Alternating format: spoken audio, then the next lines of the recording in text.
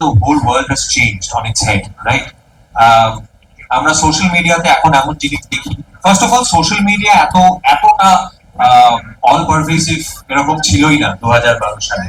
Twitter just লোকে use করা শুরু করেছিল, there was no Instagram, Facebook had just become popular or could have just sort of made way to Facebook। আর এখন আজকে মানে এই পূর্ণা আইচ যে তোমরা পর্দায় দেখছো যেটা অনুসারী করছে, সে একজন ইনস্টাগ্রাম ইনফ্লুয়েন্সার। এই ব্যাপারটাই 13 বছর আগে এক্সিস্ট করতো। তুমি ফুলের মতো হেসে দাঁড়াও, তুমি জলের মতো ভেসে দাঁড়াও, তুমি ভালোবেসে দাঁড়াও। ফলে আজকে আমাদের দেশ জুড়ে বা পৃথিবী জুড়ে একটা ভয়ঙ্কর ভালোবাসার সংকট তৈরি হয়েছে। সেখানে একটা সিনেমাকে নিয়ে যে আমরা উন্মাদনা দেখলাম একটা অনুষ্ঠানে, সেই অনুষ্ঠানের উন্মাদনা বোঝাতে চায় যে মানুষ এখনো বিশ্বাস করেন মরিতে চাহি না আমি এই সুন্দর ভুবনে। ফলে মানুষের বিশ্বাস তখনই সুন্দর হয়ে উঠতে পারে যখন মানুষের প্রশ্ন করার একটা জায়গা থাকে।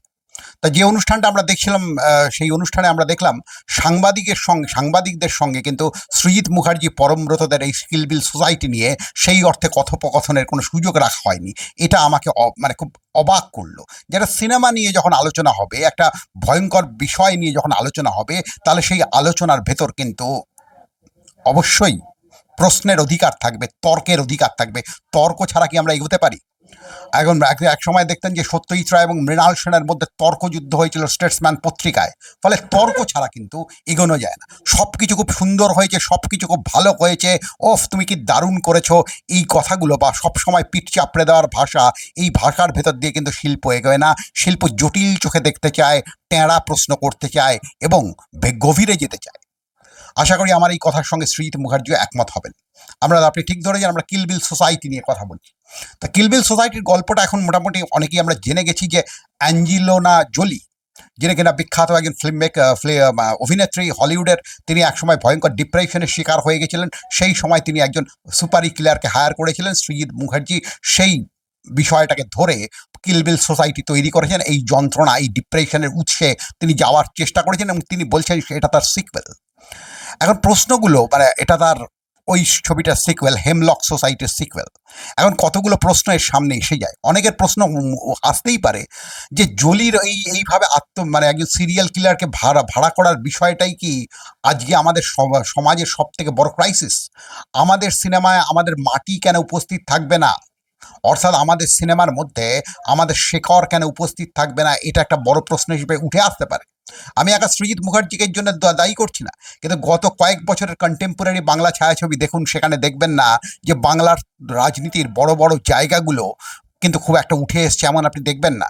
এই যে তিলোত্তমার নিয়ে কি একটা ভয়ঙ্কর আন্দোলন হলো, এই আন্দোলন কি মৃত্যুর বিরুদ্ধে মানুষের ভয়ঙ্কর জয়যাত্রা, যে একটা মেয়েকে আমরা ওইভাবে মরতে দেব না, তাহলে সেই বিষয়গুলো কি আমাদের ছায়াছবিতে সেভাবে উঠে এসছে?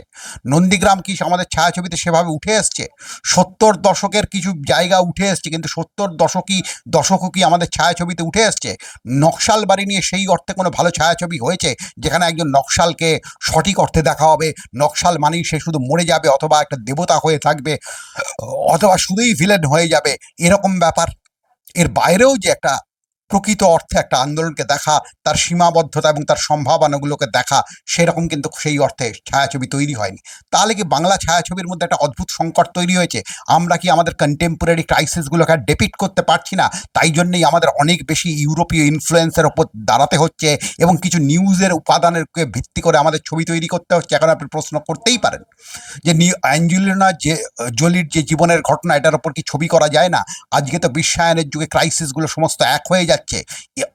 ম্যানহাটনের যে ক্রাইসিস, কলকাতারও তার ক্রাইসিস এক হচ্ছে এবং কলকাতাতেও আমরা দেখছি বহু মানুষ আত্মঘাতী হচ্ছেন, আমেরিকাতেও আমরা দেখছি বহু মানুষ আত্মঘাতী হচ্ছেন। এখন এটা ঠিক গোটা বিশ্ব জুড়ে যে 3টে আত্মহত্যা হয় তার মধ্যে একজন ভারতীয় নাম থাকে এবং আমেরিকায় যতগুলো মৃত্যুর ঘটনা হয়, যে রোগের কারণে, যে কারণে মানুষের মৃত্যুর ঘটনা হয়, তার মধ্যে 2 নম্বর জায়গায় বা 5 নম্বর জায়গায়, ঠিক এক্সাক্ট পরিসংখ্যানটা আমার মনে নেই, আত্মহত্যা থাকে। কিন্তু প্রশ্নটা হচ্ছে এই আত্মহত্যা থাকার পরেও আরেকটা বিষয় থাকে, সেটা হলো আত্মহত্যার বিরুদ্ধে মানুষের গভীরতম লড়াই এবং হিংসাকে বাদ দিয়ে আরো সুন্দর হওয়ার লড়াই। তা আমরা যখন দেখি, যখন সৃজিত বাবুরাও বলেন যে আনন্দময় যে লোক আনন্দময় কর, যিনি ছিলেন হেমলক সোসাইটির সেই লোকটা, যে লোকটা মানুষকে সহযোগিতা করতো আত্মহত্যার দিকে এগিয়ে যাওয়ার জন্যে, যে আত্মহত্যার স্কুল তৈরি করেছিলেন আত্মহত্যাকামী মানুষদের ট্রেনিং দেওয়ার জন্যে, সেই আনন্দময় কর এখন হয়ে গেছেন মৃত্যুঞ্জয় কর, সে এখন হয়ে গেছে একটা সিরিয়াল কিলার। এর মধ্যে থেকে সৃজিতবাবু বোঝাতে চান যে আমাদের সোসাইটিগুলোতে বেঁচে থাকার রসদ ক্রমশ কমে আসছে। এখন আপাত দৃষ্টিতে আপনি দেখবেন এ কথা ঠিক যে সোসাইটিগুলোতে নানা প্রবলেম তৈরি হয়েছে, প্রবলেমের শেষ নেই, ফলে রাজনীতি থেকে অর্থনীতি সমস্ত জায়গায় মানুষ ক্রমশ প্রান্তিক হয়ে গেছে। এটা আপাত দৃষ্টিতে একদম 100% সঠিক কথা। কিন্তু তারপরেও মানুষ যে সিনেমা নিয়ে আলোচনা করছেন, তারপরেও মানুষ যে নাটক দেখতে চাইছেন, তারপরেও মানুষ যে মিছিলে হাঁটছেন, তারপরেও মানুষ যে অন্য কিছু একটা শুনতে চাইছেন, মানুষ যে কয়েক মিনিটের জন্য গোলাপের দিকে তাকিয়ে অদ্ভুতভাবে এক সুন্দরকে খুঁজে পেতে চাইছেন, এই সমস্ত কিছুই বলে যে আনন্দময় করের জীবন থেকে মৃত্যুঞ্জয় কর হয়ে ওঠা তার, অর্থাৎ আনন্দময় করের আনন্দ হারিয়ে গিয়ে তিনি মৃত্যুঞ্জয় কর হয়ে উঠলেন। পরমব্রতর যে চরিত্রটা কিলবিল সোসাইটিতে আছে, বিষয়টা কিন্তু এত সরলভাবেই হয় না, বিষয়টার মধ্যে অনেক জটিলতা থাকে। এখন কিলবিল সোসাইটির গল্পের আরেকটা মজার বিষয় আমার যেটা মনে হয়, যেটা নিয়ে আমাদের খুব কথা বলা দরকার, জোলি যে ক্রাইসিসটা ফেস করেছিলেন, সেই ক্রাইসিসটা আসলে কি?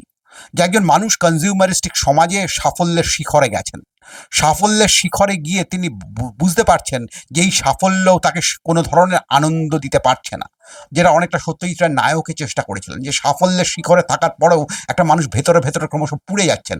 এবার এই সাফল্যের শিখরে থাকা একটা মানুষের জীবন থেকে যখন সমস্ত আনন্দ হারিয়ে যায়, তখন তার মধ্যে একটা মেলানকালি গ্রাস করে, এবং সেই ভয়ঙ্কর আক্রান্ত মানুষটা তখন নিজেকে শেষ করে দিতে চায়।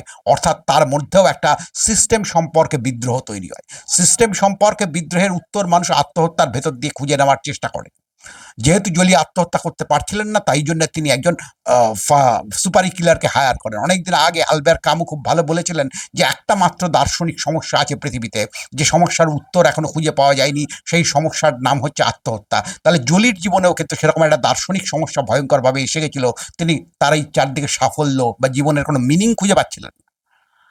এখানে যে কোনো মানুষের কাছে জলির জীবন একটা বিরাটভাবে একটা রূপকথার নাম হতে পারে। সবাই ভাবতে পারেন যে জলির মতোই আমি বড় অভিনেত্রী হবো, সেরকম একটা লাইফ পাবো। তবু রূপকথার চরম জায়গায় গিয়েও আমি যখন দেখছি যে আমার জীবনটা আর ভালো লাগছে না, সেই ক্রাইসিস আর এখানে যে পর্ণা আইচের ক্রাইসিসটা কি এক? এই প্রশ্নটা কিন্তু গভীরভাবে আসতে পারে।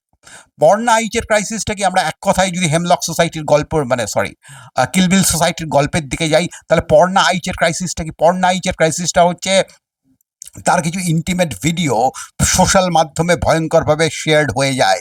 সেই জায়গা থেকে তিনি প্রথমে আত্মহত্যার কথা ভাবেন, তারপর তার মধ্যে আত্মহত্যার সাহস তৈরি হয় না, তখন কিন্তু তিনি একজন কাউকে হায়ার করেন। তাহলে জলির যেভাবে গোটা রিজেকশনের ক্রাইসিস ছিল সোসাইটিকে, যে আমার এই সোসাইটিটাকে ভাল লাগছে না, আমার নিজেকেই নিজে আর ভাল লাগছে না, আমার এই সাফল্যগুলোকেই আমার ভাল লাগছে না, পর্ণা আইচের ক্ষেত্রে কিন্তু সেই ক্রাইসিসটা হয়নি।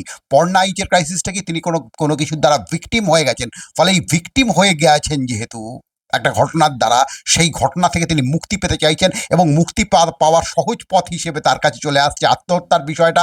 তারপর তার কাছে চলে আসছে, যেহেতু আমি নিজেকে খুন করতে পারছি না, তার কাছে চলে আসছে একজন সিরিয়াল কিলারকে ভাড়া করার বিষয়টা। ফলে দুটোর মধ্যে কিন্তু দারুণ ডিফারেন্স আছে। এখন নিশ্চয়ই জলির বিষয়টা হুবহু নিশ্চয়ই একজন ফিল্ম মেকার জলি যেভাবে ভেবেছেন সেভাবে নিশ্চয়ই এগোবেন না, বা সেটাকে কপি করারও দরকার নেই। কিন্তু যখন জলির রেফারেন্সটা তিনি দিলেন, অ্যাঞ্জেলিনা জলির রেফারেন্সটা তিনি দিলেন, সেই সময় কিন্তু দুটো বিষয়ের মধ্যে একটা ডিফারেন্স এসে যায়। একটা ডিফারেন্স কি, জলি কিন্তু ভয়ঙ্করভাবে তার সমাজকে রিজেক্ট করতে চেয়েছিলেন।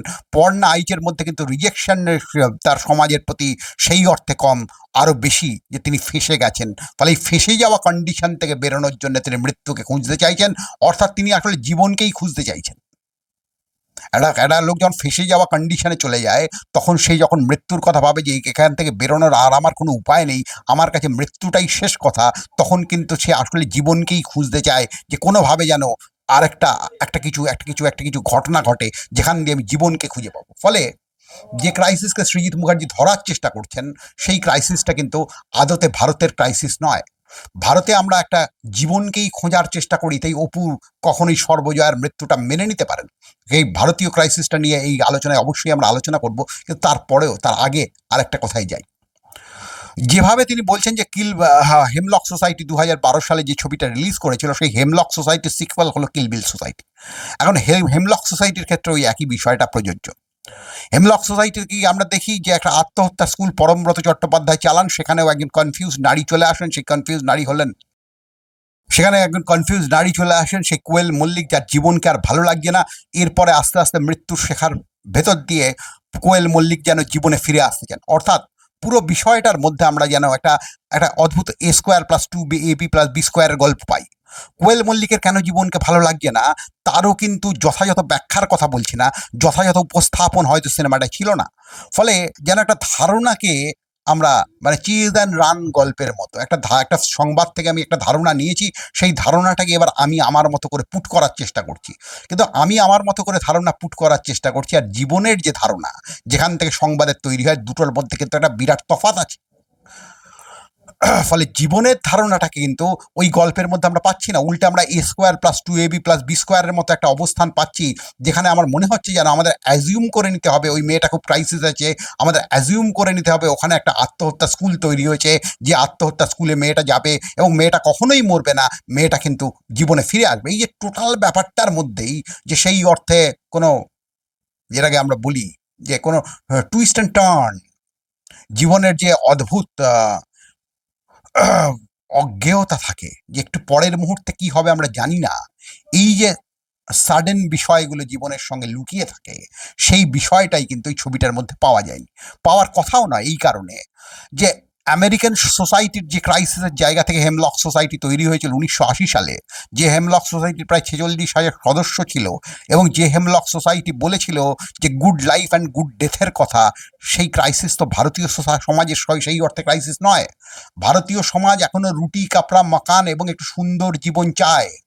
তারা চায় এখনো যে আমেরিকার ভেতরে যে গণতন্ত্রের স্বাদ মানুষ পাচ্ছেন অর্থনৈতিকভাবে এবং সামাজিকভাবে, সেই গণতন্ত্রের স্বাদের আমরা যেন একটু, সেই গণতন্ত্রের স্বাদের কাছাকাছি আমরা যেন পৌঁছই। আমেরিকার তো সেটা সংকট নয়। দুই, আমেরিকান সমাজের মধ্যে যে একটা জেনোসাইডের ভাষা গত কয়েক দশক ধরে বা আমেরিকার জন্মলগ্ন থেকেই, আধুনিক আমেরিকার জন্মলগ্ন থেকেই তৈরি হয়েছিল, সেই জেনোসাইডের ভাষাটাকে তারা অস্বীকার করতে পারেন না বলেই গুড লাইফের পরেই তাদের কাছে গুড ডেথের বিষয়টা এসে যায়। তারা গুড লাইফ বলেন, গুড ডেথ বলেন, কিন্তু বিউটিফুল লাইফের কথা বলেন না। কেন বিউটিফুল লাইফের কথা তারা বলেন না? Good is a bad word. কোন রেসপেক্টে একটা লাইফ গুড হতে পারে? প্রশ্নটা তো সেই জায়গা থাকে। কোন রেসপেক্টের লাইফ ইজ এ গুড হতে পারে? তারা বেস্ট লাইফের কথা বলেন না। তাহলে গুড লাইফের কথা কখন আসছে? আমেরিকান সোসাইটির একটা ভয়ঙ্কর ক্রাইসিসের জায়গা থেকে আসছে। সেই ক্রাইসিসটা কি? ধরুন আমেরিকা যখন তৈরি হলো, আমেরিকা যখন স্বাধীন রাষ্ট্র হিসেবে গড়ে উঠলো, তারপর থেকেই আমরা কি দেখলাম, যে ভয়ঙ্করভাবে সেখানে জেনোসাইড চলতে লাগলো। এবং সেই জেনোসাইডে আমরা দেখলাম আমেরিকার জনসংখ্যার একটা বিরাট অংশ, রেড ইন্ডিয়ানরা সম্পূর্ণ হারিয়ে গেল। যে রেড ইন্ডিয়ানদের পপল ভূ, যাদের যে পোপল ভূ যায়, যে বিখ্যাত বইটা রয়েছে যাকে বলা হয় রেড ইন্ডিয়ানদের উপনিষদ, সেই পোপল ভূ পড়লে আপনি দেখবেন যে একটা মানুষ আর একটা মানুষের হাত ধরে হাঁটছে, এটাকেই বলেছে তারা বিশ্বের শ্রেষ্ঠ দৃশ্য। অর্থাৎ তারা কি যেন লং শট একটা ভিজনকে ধরছে। ফলে এই যে একটা সৌন্দর্য, যে সরলতা, যেটা জীবন থেকে এমনি উঠে আসে, সেই সৌন্দর্য আর সরলতা যদি একটা দেশ থেকে হারিয়ে যায়, এবং একটা দেশের চারিদিকে যদি ধর্ষণ, খুন এবং চারদিকে যদি লাশ পড়ে থাকতে থাকে, তখন একটা মেলানকালি বা তীব্রতম ডিপ্রেশন তৈরি হয়, এবং সেই ডিপ্রেশনের উত্তর হিসেবে মানুষ কিন্তু আত্মঘাতী হতে চায়। তাহলে আমেরিকার এই সোসাইটির ভাষা তো ভারতীয় সোসাইটির ভাষা নয়। ভারতীয় সোসাইটি তো ইটসেলফ কোনো গণহত্যার ভেতর দিয়ে তৈরি হয়নি। ভারতবর্ষের নিশ্চয়ই সংঘর্ষের উপাদান নিশ্চয়ই এসছে, গণহত্যা হয়েছে, হচ্ছেও আজ। কিন্তু তবু আমেরিকার পারসেপশনের মধ্যে যে গণহত্যা ছিল, রেড ইন্ডিয়ানদেরকে তারা কখনো মানুষ হিসেবেই মানতে পারেননি, কালোদের যারা তারা তো কখনোই মানুষ হিসেবে মানতে পারেননি। ঠিক এরকম পারসেপশনের জায়গা থেকে তো ভারতবর্ষ এগোয়নি। তাহলে আমেরিকার ওই ক্রাইসিসটা, অর্থাৎ আমেরিকার কিলবিল সোসাইটির ক্রাইসিসটা আমাদের ক্রাইসিস হবে কেন? আর হতেও পারেনি বলে আপনি যে কথা একটু আগে বললাম, যে গোটা ছবিটাকে আপনার A² + 2AB + B² মনে হয়েছে। এবং তার সঙ্গে বড় কথা, যে আপনি যদি ইউরোপীয় ইনফ্লুয়েন্সটাকেই একটা ছবির ভাষা হিসেবে তৈরি করতে পারেন, কিন্তু আপনি যদি সেই ভাষাতেই এগোতে চান, অর্থাৎ ইউরোপীয় কাঠামো থেকে যে গল্পটা পেয়েছেন, সেই গল্পটাকেই যদি আপনি ভারতীয় কাঠামোর মধ্যে গুঁজে দিতে চান, তাহলে একটা ভীষণ বিমর্ষতা তৈরি হয়। অর্থাৎ বাড়ির ভিতটা হয়েছে একতলার, আর সেই ভিতের ওপর আপনি 5 তলার বাড়ি তৈরি করতে চান, ফলে বাড়িটা ভেঙে পড়ে যায়। সেরকম ব্যাপারই কিন্তু আমরা দেখেছি ওই ছবিটার ক্ষেত্রে হয়েছিল। কোনোভাবে আমার অন্তত মনে হয়েছিল ছবিটা বাস্তবের কোনো রিফ্লেকশনকে তুলে ধরছে না, বাস্তব থেকে যেন অনেক দূরে ছবিটা দাঁড়িয়ে আছে। এবং সেই ছবিটার মধ্যে বাস্তবের রিফ্লেকশন যদি নাও তুলে ধরে, সেই ছবিটার মধ্যে রূপকথার যে অপূর্ব স্বাদ আহ্লাদ গন্ধ থাকে, সেই স্বাদ আহ্লাদ গন্ধও পাওয়া যাচ্ছে না। এরপর আমরা যদি আজকে কিল বিল সোসাইটির দিকে তাকাই, তাহলে কতগুলো প্রশ্ন ভয়ঙ্করভাবে আমাদের সামনে হৈ হৈ করে চলে আসবে। যে আনন্দময় কর আজকে মৃত্যুঞ্জয় কর হয়েছেন, তিনি একজন সুপারি কিলার হয়েছেন, এবং এই সুপারি কিলার হয়ে তিনি কিন্তু আসলে জীবনের সাথেই কমিউনিকেট করতে চাইছেন, এটা নিয়ে কোনো অসুবিধা নেই। কিন্তু কোন জীবনের সাথে তিনি কমিউনিকেট করতে চাইছেন? যে আমি তোমাকে একটা নতুন, যে আমার সাথে তোমার একটা প্রেম হলো, পর্ণা আইচের সঙ্গে তার একটা সম্পর্ক তৈরি হলো, এবং দুজনকে একটু চেনার চেষ্টা করলো। মৃত্যুঞ্জয়েরও গভীর ক্যান্সারে সে ভুগছে, দুজনকে একটু চেনার চেষ্টা করলো, জানার চেষ্টা করলো।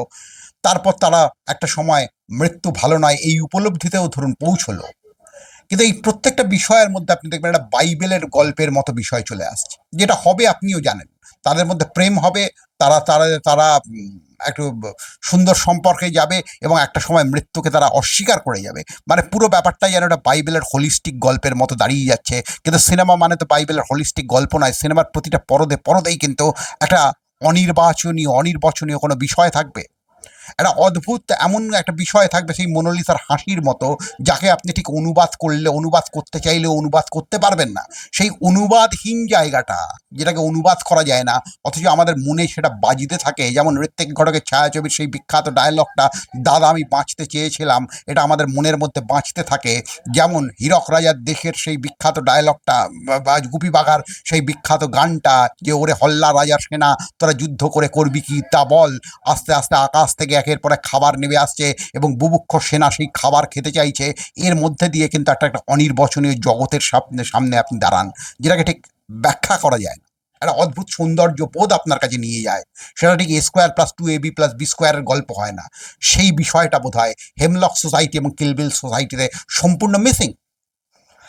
এবং এই মিসিং হওয়ার পেছনের যে মূল কারণটা উঠে আসছে, সেটা হলো যে এই গল্পগুলোকে যে আঙ্গিকে বলার চেষ্টা হয়েছে, সেই আঙ্গিকে কন্টেম্পোরারি সোসাইটি নেই, এবং সেই আঙ্গিকে ধরে নেওয়া হয়েছে ইউরোপে যেটা হয়েছে, আমেরিকায় যেটা হয়েছে, যে ভাষায় বিষয়গুলো এগিয়েছে, আমার এখানেও সেই ভাষায় বিষয়গুলো এগোবে হয়তো। কিন্তু সেই বিষয়টা তো আমি তো ইউরোপে থাকি না, ফলে বাংলা ভাষার আঙ্গিকে সেটা এগোবে। এবং এখানে একটা কথা বলা হয়েছে, নেরুদা দেরুদে দেরি, এখানে একটা কথা বলা হয়েছে, নেরুদা দেরিদা ফেলুদা। এখানে একটা কথা বলা হয়েছে, নেরুদা দেরিদা ফেলুদা। এখন দেখুন, নেরুদার সঙ্গে ফেলুদার কিন্তু কোনোভাবে সেই তুলনা করা যায় না, এবং দেরিদারও কোনো তুলনা করা যায় না। এখন নেরুদা সেই লাইনটা লিখেছিল যে, আজ রাতে আমি কতগুলো বিষণ্ণ পংক্তি লিখে ফেলতে পারি, আমি তাকে ভালোবাসতাম, সেও সময় পেলে আমায় ভালোবাসত। তা পর্ণা আইচের তো এটাই ক্রাইসিস ছিল। তাহলে ফলে নেরুদা দেরিদা ফেলুদার এই যে একটা অদ্ভুত কম্বিনেশন তৈরি করা হলো, যেখানে ফেলুদা বলছেন, বা সত্যজিৎ নিজেই বলছেন, ফেলুদা সেই অর্থে খুব একটা গুরুত্বপূর্ণ সাহিত্য নয়। এত বড় কথা বলার হিম্মত খুব কম লোকের থাকে নিজের বেস্ট সেলার প্রোডাক্ট সম্পর্কে, বই সম্পর্কে। তাহলে সেই জায়গা থেকে এই শব্দ, এই ডায়লগটারও কিন্তু আমি সেই অর্থে কোনো মানে খুঁজে পেলাম না। হ্যাঁ, একটা ক্যাচি ওয়ার্ড পেলাম, যে ক্যাচি ওয়ার্ড আসলে কমিউনিকেট করতে চায়। কিন্তু cinema is not about communication only. Cinema বা যে কোনো শিল্প মানে শুধু আপনাকে কোল্ড ড্রিঙ্কসের মতো সে কিছু খাইয়ে দেবে না, সে আপনার মাথার মধ্যে, বোধের মধ্যে প্রবল একটা আলো তৈরি করার চেষ্টা করবে। সেই আলোটাই আমরা দেখলাম এখানে মিসিং থেকে যাচ্ছে। কেননা টোটালটাই বলা হচ্ছে ইউরোপীয় কায়দায়, ইউরোপীয় সমাজের যে সংকটটা আছে, সেই সংকটটাই যেন বাঙালি সমাজের ঘাড়ে একভাবে চলে আসছে বা চাপিয়ে দেওয়া হচ্ছে। আর এইখানে দাঁড়িয়ে আমাদের মনে হয় যে ভারতবর্ষ কিন্তু মৃত্যুকে ভারতবর্ষ কিভাবে দেখেছিল, এটা কিন্তু খুব ইম্পর্টেন্ট একটা প্রশ্ন হিসেবে এসে যায়।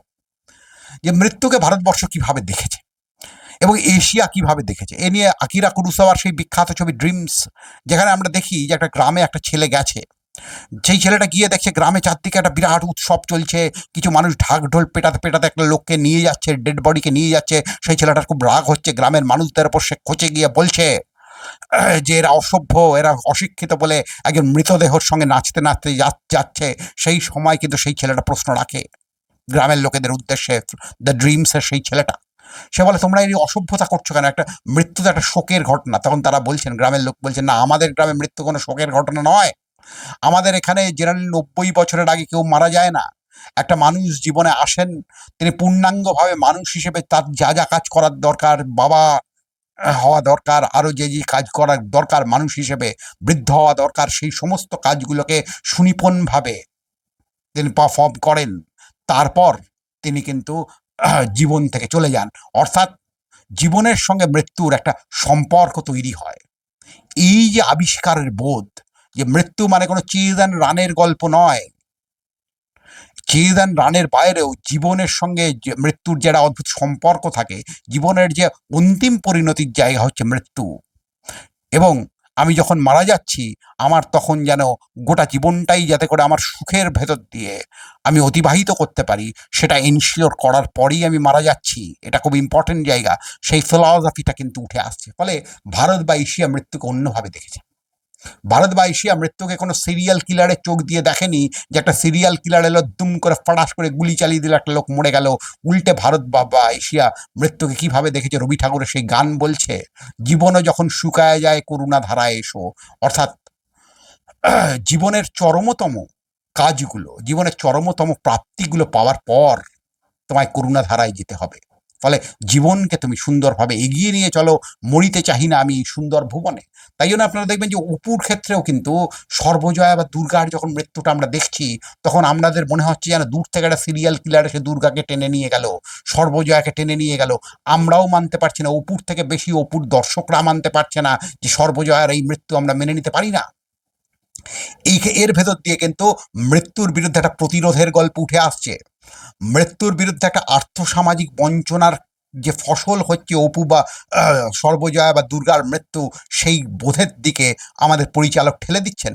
বা যদি ঋত্বিক ঘটকের ছায়াছবিগুলোতেও আমরা দেখি যে দাদা আমি মরতে চাই না, এই যে বিখ্যাত কথা নিতা বলেছিল, দাদা আমি মরতে চাই না, এই কথার ভেতর দিয়ে আমরা কি দেখেছি? এই কথার ভেতর দিয়ে আমরা একটা বোধকে পেয়েছি, যে মৃত্যুর বিরুদ্ধে মানুষের তীব্র গর্জনটা কত দূর হতে পারে। এই কথা যেন আমাদের সবার কথা, সবাই আমরা এই কথা বলি, দাদা আমরা মরতে চাই না। ফলে জীবনকে প্রতি মুহূর্তে আবিষ্কারের গল্পটা কিন্তু একটা জীবনকে অন্য জায়গায় নিয়ে যায়।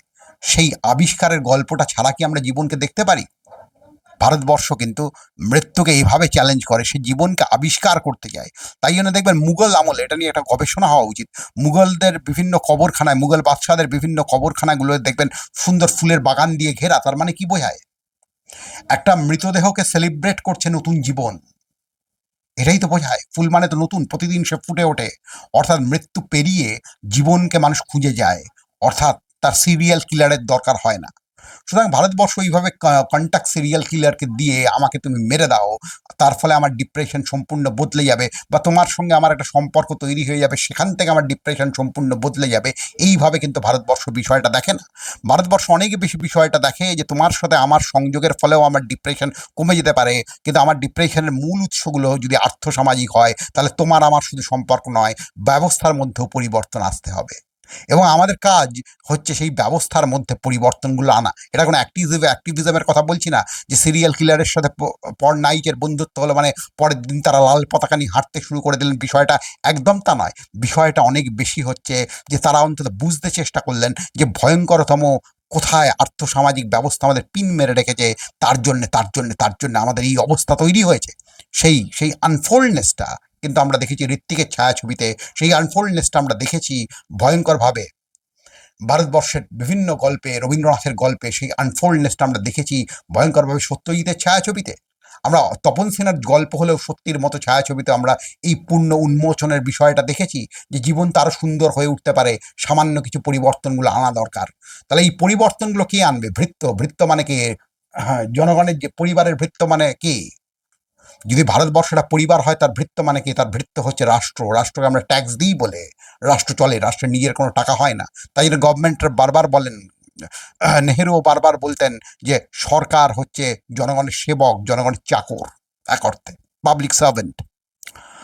তাহলে এইভাবে কিন্তু তপন সিনহাও একটা আটপৌরে গল্পের ভেতর দিয়ে আরো সুন্দর রাষ্ট্র কিভাবে তৈরি করা যায়। একটা ভালো চাকর মানে হলো একটা ভালো পাবলিক সার্ভেন্ট, যে পাবলিক সার্ভেন্ট কিন্তু জীবনটাকে সুন্দর করে দিতে পারে, সরকারের কি ভূমিকা হতে পারে মানুষের জীবনে, তার একটা রূপরেখা তৈরি করার চেষ্টা করেছিল। তাহলে এটাই তো আমাদের ঐতিহ্য, যে আমরা যে গল্প বলি তার নিচের লেয়ারে আরো বহুস্তরীয় গল্প থাকে, কিন্তু শুধুই যদি গল্পটা হয়ে যায় অমুক সিরিয়াল কিলার তাকে গুলি করতে মারতে গেছিল, তারপর তাদের মধ্যে কিছু কথা হলো, তাদের মধ্যে একটা প্রেম হয়ে গেল, তার মানে একটা গল্প হয়তো হলো, কিন্তু তার ভেতর থেকে যে অদ্ভুত ফুলের মতো কিছু সৌরভ বেরিয়ে আসে, সেই সৌরভটা এলো না। এটাই বোধহয় আজকের সিনেমাগুলোর খুব ট্র্যাজেডি বাংলা সিনেমার, যে বাংলা সিনেমা গল্প বলতে চায় কিন্তু মানে কিন্তু ইন্টারটেক্সচুয়ালিটি যে গল্পের ভেতর থাকে, ইন বিটুইন দ্য লাইন যে গল্পের ভেতর থেকে অন্য আলো বেরিয়ে আসতে পারে, সেটা মিসিং হয়ে যায়।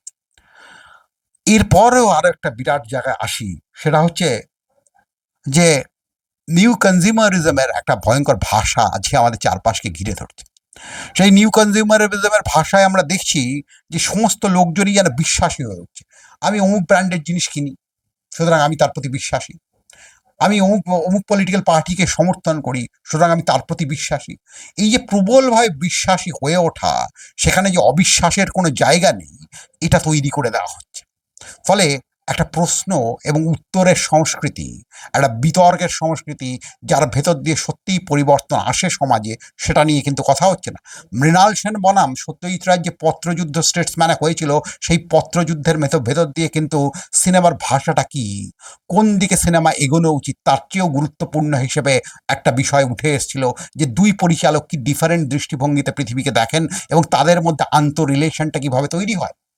আজকে যখন দেখলাম সৃজিত মুখার্জিদের ওই অনুষ্ঠানে ডাকা হলো এবং সাংবাদিকদের সঙ্গে তাদের কমিউনিকেশনের ব্যবস্থাটাকে প্রায় নেগলিজিবল করে দেওয়া হলো, তখন কিন্তু সেই নিউ লিবারালিজম বা নিউ কনজিউমারিজমের ভাষাকেই আমরা পেলাম, যে প্রশ্ন করা যাবে না, প্রশ্ন বিষয়টা থেকে দূরে মানুষকে সরে থাকতে হবে, বা প্রশ্ন বিষয়টাকে এনকারেজ করা যাবে না। তাহলে এই প্রশ্ন বিষয়টাকে যখনই সমাজ এনকারেজ করতে ভয় পায়, তখনই কিন্তু সমাজ একটা ফ্যাসিস্ট আউটলুক তৈরি হয়।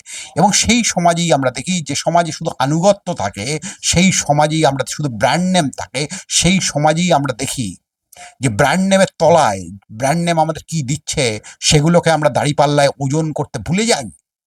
এবং তার থেকেও ভয়ঙ্কর যে বিষয়টা তৈরি হয়, যে এই ব্র্যান্ড নেমগুলো যে কথাগুলো বলতে চাইছে, এই ব্র্যান্ড নেমগুলোর ভেতর দিয়ে আমাদের প্রিয় মানুষগুলোর ভেতর দিয়ে আমরা যে কথাগুলো শুনতে চাইছি, সেই কথাগুলো আমাদের কাছেও আর আসে না।